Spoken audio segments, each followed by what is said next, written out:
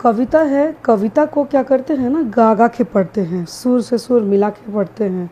कहानी नहीं है जो हम लोग ऐसे सिंपली बोल दें। तो कविता को मैं गाऊंगी आपको समझा के अच्छे तरीके से, और अभी मैं इसको समझा रही हूँ, पढ़ पढ़ के समझा रही हूँ। पहले हम लोग कविता को पढ़ लेते हैं। Walk through the hall with every eye on मी। यहाँ आप जैसे कि एक फ़ोटो देख सकते हैं, एक लड़की का फ़ोटो है और एक लड़की की पिक्चर बनी हुई है और दो लड़के उसका मजाक उड़ा रहे हैं, उसी के बारे में ये चैप्टर है ना। तो आप देख सकते हैं किस तरह से ये दिखाया जा रहा है कि हम लोग डिस्क्रिमिनेशन को समझ सकते हैं इस कविता के माध्यम से, है ना। Walk through the hall with every eye on me, surrounded by 4 walls as far as I can see. मतलब जब मैं हॉल से गुजरती हूँ, हॉल मतलब बड़ा सा कमरा है यहाँ, और सभी की आंखें मेरे ऊपर टिकी हुई हैं। सराउंडेड बाई 4 वॉल्स मतलब ये कमरा के बारे में, ये हॉल के बारे में ये कहा जा रहा है कि वो कमरा चारों ओर से दीवारों से घिरा हुआ है। वॉल्स मतलब दीवार, चारों, 4 मतलब चारों ओर से दीवार से घिरा हुआ है। और जहाँ तक मैं देख पा रही हूँ दूर दूर तक, as far as I can see, जहाँ तक मैं देख पा रही हूँ सभी की निगाहें मेरे ऊपर टिकी हुई है। Snickers, sneeze and laughter, discrimination too, taunted from on after because I am not like you। मतलब सभी लोग इस लड़की का मजाक बना रहे हैं, उपहास कर रहे हैं, हंसी उड़ा रहे हैं, सभी लोग उस पर ताना कस रहे हैं। और ये डिस्क्रिमिनेशन का ही एक भाग है, डिस्क्रिमिनेशन का एक आधार है। इसको सभी लोग अपने आप से भिन्न समझ रहे हैं और इसके ऊपर ताना कसा जा रहा है, क्योंकि because I am not like you. Because मतलब क्योंकि, बिकॉज मैं आपकी तरह नहीं हूँ।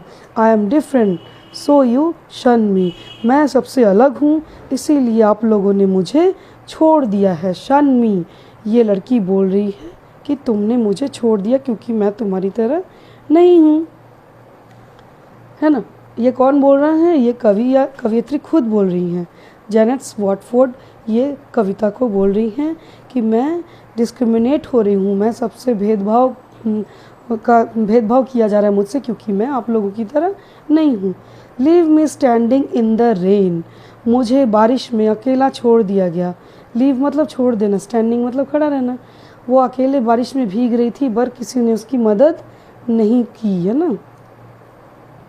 फिर है यू हर्ट मी दो you see that I am in pen, तुम देख रहे हो मुझे कि मैं तकलीफ़ में हूँ, मैं दर्द में हूँ, फिर भी तुमने मुझे छोड़ दिया उस तकलीफ़ में।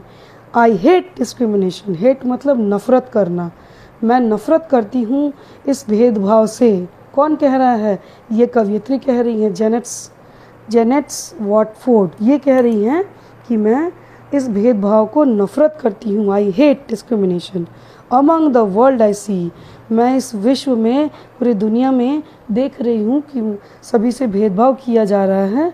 हमारे बीच, अमंग मतलब हमारे बीच ये भेदभाव जो हो रहा है इसे मैं नफ़रत की नज़र से देखती हूँ, मुझे ये बिल्कुल पसंद नहीं है। If we are all one nation, अगर हम लोग सभी एक राष्ट्र होते हैं, अगर हम लोग सभी एक राष्ट्र हैं, वाई डिस्क्रिमिनेट अगेंस्ट मी, तो मुझसे ही ये भेदभाव क्यों किया जा रहा है?